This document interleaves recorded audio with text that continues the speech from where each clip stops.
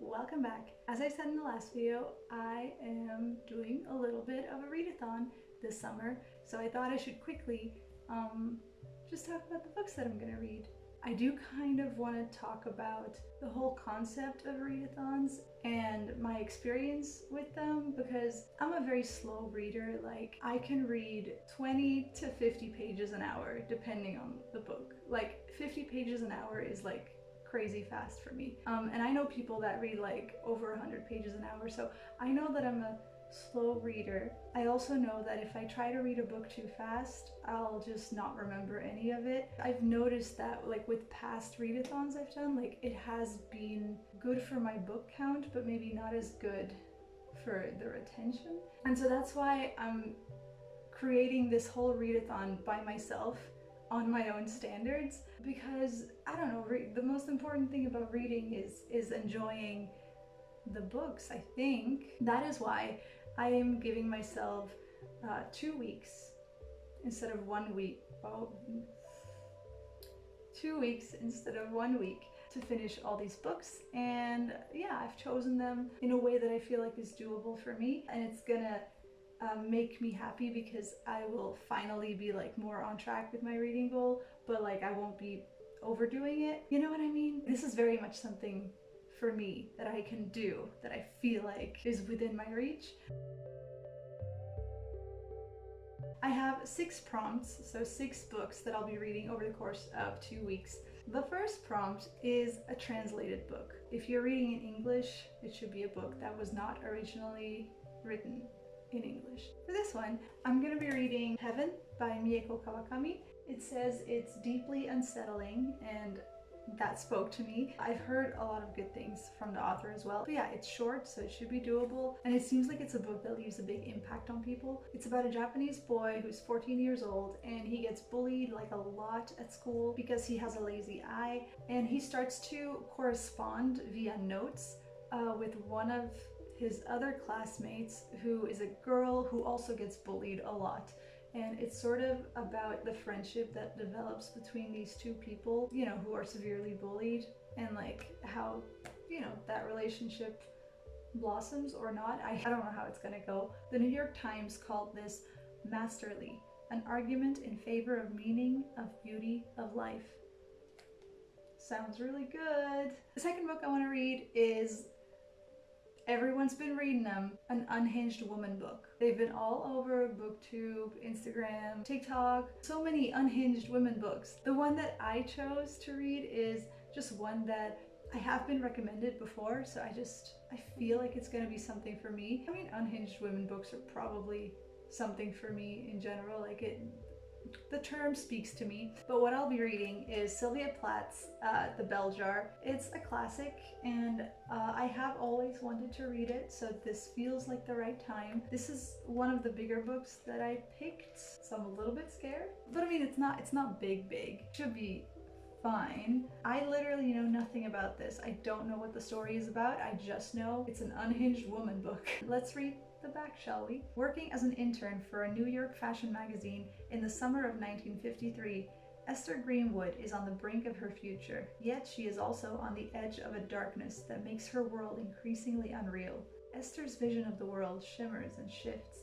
Day-to-day living in the sultry city, her crazed men friends, the hot dinner dances. A New York fashion magazine. That sounds fun. But also she's like seeing things. I don't know what to expect from this. I really don't know what to expect from this. So I'm very intrigued. The next prompt that I have is a book with trees on the cover, because I like trees, and there are a lot of books with trees on the cover. So for me, I picked, oh, let me just do a little aesthetic thing. I was gonna do that, and then I just like forgot that I was gonna do this. Look how pretty. Anyways, for this prompt, I chose The Forest of Wool and Steel by Natsumi Ashita. This book just sounds like a dream to me. Basically, this is the story of a young man in Japan who wants to become a piano tuner. And from what I've heard, it's very beautifully written, very poetic. I've heard that there's some beautiful philosophical things discussed in it, but then ultimately it's a very simple, beautiful read. So I'm excited about that. Lovely. My fourth prompt is going to be a nonfiction book. This might sound like a boring one. It's just straight up, just read something nonfiction. The reason I put that there is just because like I want to read more nonfiction, but I tend to not gravitate toward nonfiction. For this one, I picked a book that I've been wanting to read for a while and I just haven't gotten to it. And that is Waarover ik praat als ik over hardlopen praat by Haruki Murakami, or What I Talk About When I Talk About Running. This is a series of essays, a memoir. I mean, the title explains it. It's basically Haruki Murakami talking about running because he is an avid runner. He's run marathons, and I suppose this book is a little bit like his philosophy on running and why he runs. But I've also heard that there's a lot of interesting takes on writing in this as well. I don't know how he's going to connect the running and the writing, but I'm interested to find out. And there's pictures.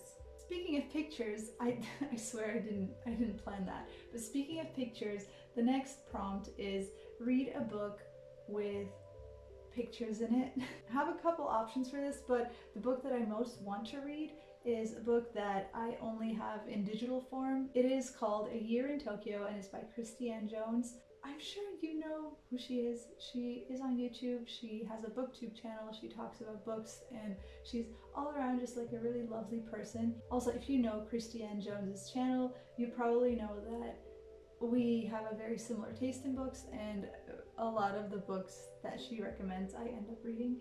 And this book, A Year in Tokyo, sort of talks about the time she spent in Japan, and it's a little bit of a travel guide, but there's also like stories in it, and it looks really like adorably, beautifully illustrated. I also lived in Japan for quite a while, so anything set in Japan just like makes me feel nostalgic, and I feel like this book particularly is gonna make me feel really nostalgic, but like in a happy way. So yeah, I'm very excited to start reading this book. But yeah, for more information on that, I'll link Christiane Jones's video on the book in the description.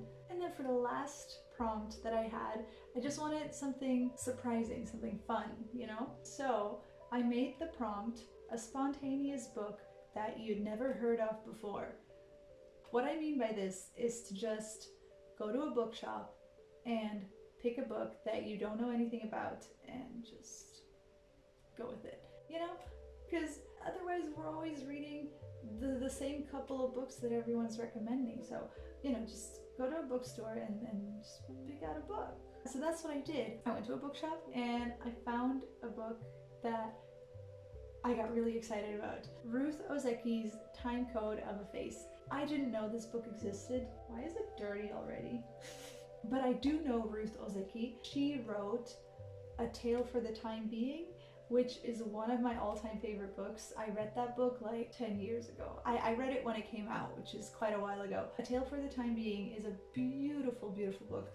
So when I saw her name, I was instantly like, can't be bad. And also Time Code of a Face is a beautiful title. The cover is beautiful. Yes. This is basically a collection of meditations, stream of consciousness type of thoughts that the author has on a multitude of topics: race, aging, family, death, the body, self-doubt, and acceptance. What did your face look like before your parents were born? Who are you? What is your true self? These are the questions in Ruth Ozeki's mind as she challenges herself to spend 3 hours gazing into her own reflection, recording every thought and detail. Super interesting, especially because, you know, I have faith in her as a person. So yeah, excited to read this as well. And I mean, this is actually really, really short. So those are all the books that I'm going to be reading. I can definitely finish all these books in 2 weeks. Like 2 weeks is like a really comfortable time frame for me to read these books in. But also after these 2 weeks, I can say that I've read 6 more books, which is great because I haven't even finished 6 books this year. So I'm gonna feel great at the end of these 2 weeks. I'm very excited to start reading. Let me know if you've read any of these books and what you think about them. Also, feel free to steal these prompts. I think they're fun. And also just like make readathons fun again. Like just don't pressure yourself to read like 1,000 books. Just like read what you can and chill and have a good time. You know what I'm saying? Just have a good time.